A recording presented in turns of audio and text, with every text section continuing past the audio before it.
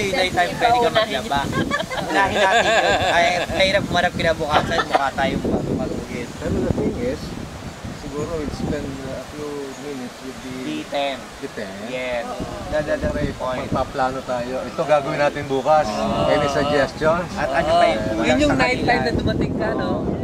Ano yan, yung mga Then preparatory. Tapos yung parang nasa mga TV And the light? program.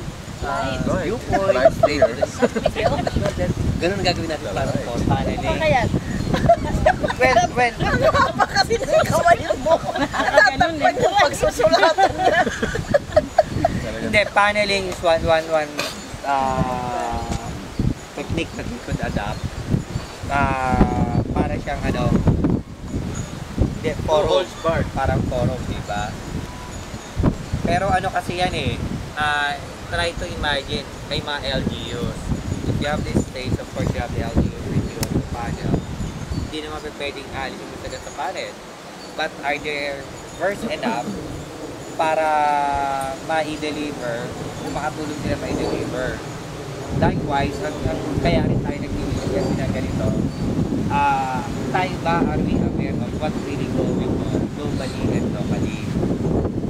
Conscious ba tayo na kapag may nagtanong ng ganito, we can answer it accordingly? Or are we just another big, give another big answer na para bang walang linaw? Hindi natin kaya i-justify. Like for example, sinasabi niyo global, yung magkakagulo. Ano ang possibilities?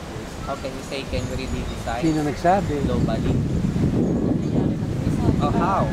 How Oh, can you say? anong source mo? How can you say? Oh, ano nga yun? Yeah, there's the source.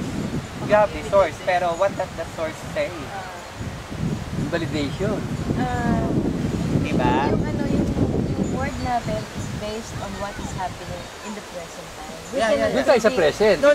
So, Kaya nga ano tanong, natin, para safe, kung you're nila saying predict, there's possibility na magkaroon ng global crisis or global phenomenon, whether it's situational or a natural phenomenon. Ang tanong, let's go now to situational, global crisis. How can you say there would be a global crisis? Kasi yun yung tanong eh.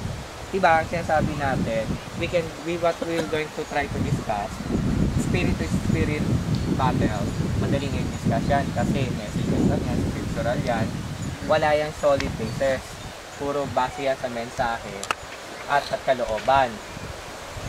When you go to man and nature, madaling discuss yan kasi undeniable na yan. Talaga namang inahagot na tayo ng kalikasan kahit saka magpunta. But when you now go to the tao sa taong paglalaban, globally, yung tao sa tao, nasabi natin, there's the possibility na magkaroon ng gulo.